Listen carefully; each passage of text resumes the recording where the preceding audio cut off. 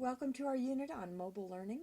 Over this week and next, we'll be exploring different mobile devices and looking at the apps that run on those that can support our efforts as educators. First, let's look at what a mobile device is.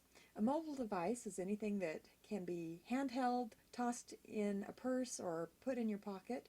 Typically, it has a touch screen or a miniature keyboard. Usually these are under 2 pounds.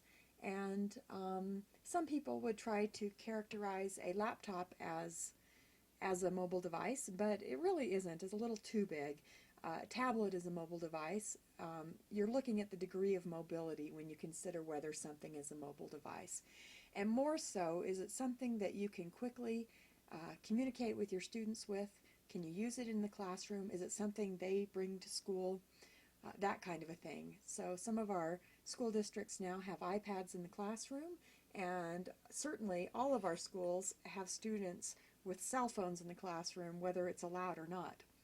So maybe it's time to consider leveraging all those cell phones that are being held under the desk and being used anyway for educational purposes. All right, let's familiarize ourselves with the term M-learning. M-learning is the way mobile learning is described and used and termed in the literature. M-learning is meant to increase our productivity. Does it allow for better accessibility? Does it allow us to interact better with our students?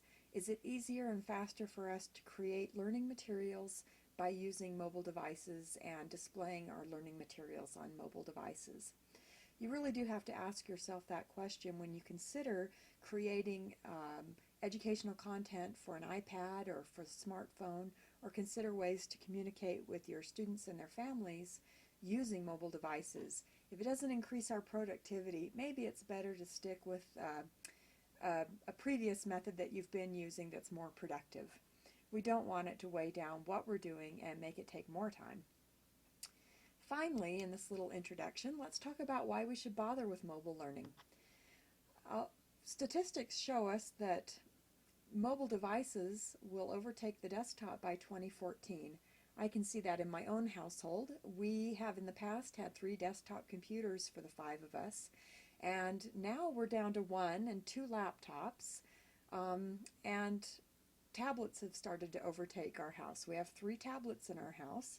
One of them is a Windows 8 tablet that actually runs the full desktop that I normally would have, and has all the power and memory and speed and all the full functionality of a normal desktop. And so tablets are really starting to pick up in not only popularity, but in the power that they have in replacing our old desktops.